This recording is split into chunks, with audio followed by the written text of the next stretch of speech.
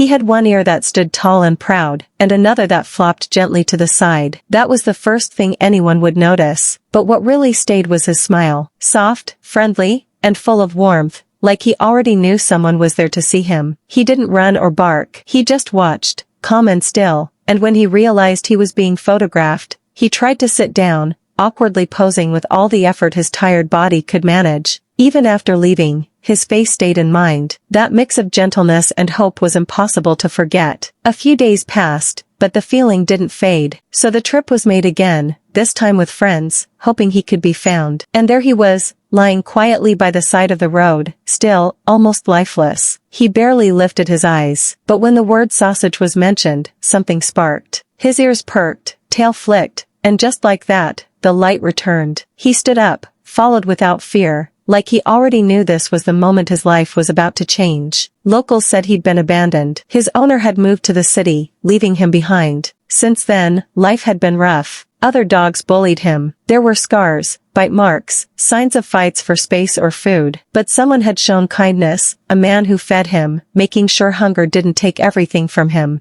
When that man heard the dog was finally being taken in, he smiled wide. He had done his part, and now it was someone else's turn. The dog looked between the two of them, as if torn between staying and going. It was clear he knew he was leaving something behind. The man walked him to the car, patted his head, and gently told him to be good. Then he fed him one last piece of sausage. The door closed. A chapter ended. During the ride, there was no whining, no panic, just quiet trust. At a rest stop, a bowl of water was offered. He drank with thanks in his eyes. Once they reached the vet, his body was checked carefully. The doctor found ear mites, worms, old wounds. Nothing too serious, but enough to tell a long story of neglect and street life. His ears, bitten and swollen, needed care. Despite the pain, he stayed calm. Even when trembling during blood tests or flinching in the hospital cage, his spirit never broke. The days passed slowly, full of medicine and new sounds. The cage scared him at first, but soon, he understood this place meant healing, not harm. Nurses came with soft voices and gentle hands. A black dog in the next cage became his first friend. He began to walk around, tail high, ears perking again. By the 5th day, when a visitor came bearing snacks, his excitement lit up the room. He understood words like eat and good boy. Maybe someone once loved him, long ago. Maybe he still remembered. After 2 long weeks, he left the hospital for good. The home waiting for him had a soft bed, fresh food, and open arms. There was another dog there, who at first watched from a distance, then slowly accepted the new friend with the crooked ears and quiet joy. The name Fufu was chosen for him.